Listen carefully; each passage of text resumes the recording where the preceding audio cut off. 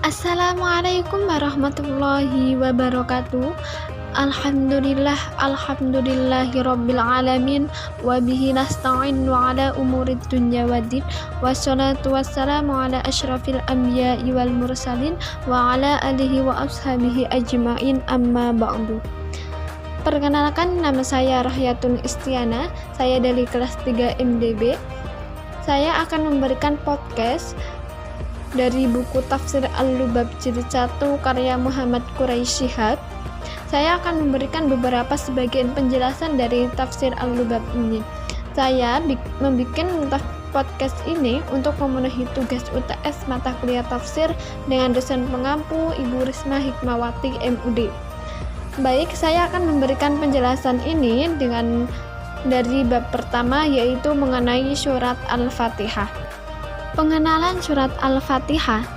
Surah ini diturunkan di Mekah sebelum Nabi Muhammad SAW berhijrah. Jumlah ayatnya disepakati sebanyak 7 ayat.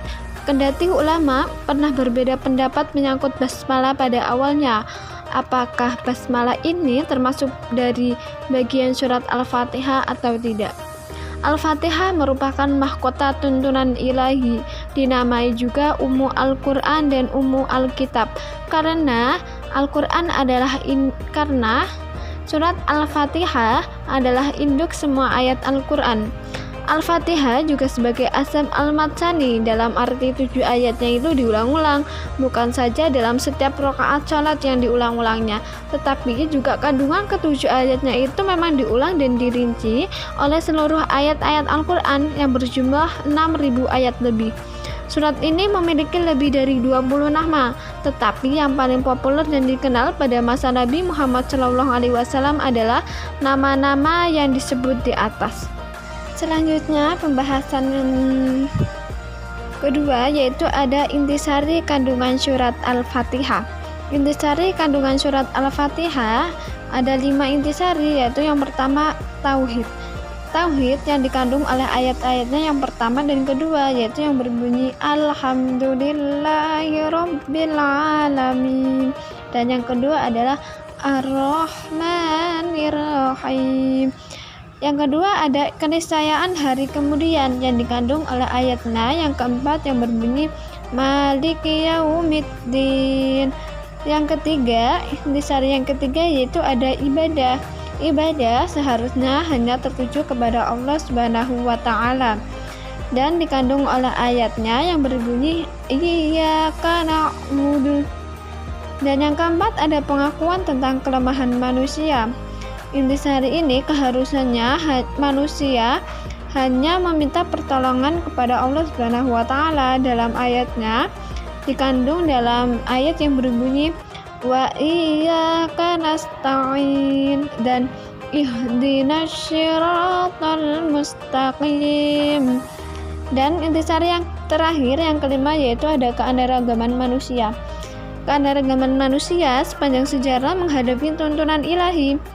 Ada yang menerima lalu bersyukur, dan ada yang menolak setelah mengetahui, dan ada juga yang sesat jalannya, yaitu dikandung dalam ayat yang berbunyi syiratal ladzina an'amta 'alaihim ghairil maghdubi 'alaihim waladdallin. Itulah dari 5 intisari kandungan surat Al-Fatihah. Nah, untuk penjelasan selanjutnya yaitu sebelumnya kita sudah membahas tentang Tafsir Al-Lubab mengenai surat Al-Fatihah. Nah, resensi beberapa sebagian penjelasan dari Tafsir Al-Lubab itu ada surat Baqarah dan surat Ali Imran, karena yang saya kaji itu adalah hanya pada jilid 1.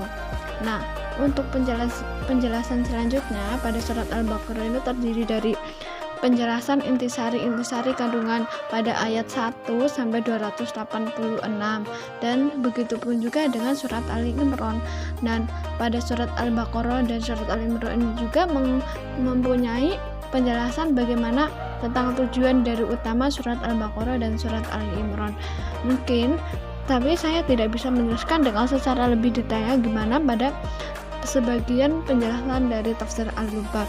Mungkin hanya itu yang bisa saya sampaikan sebagian dari resensi tafsir Al-Lubab.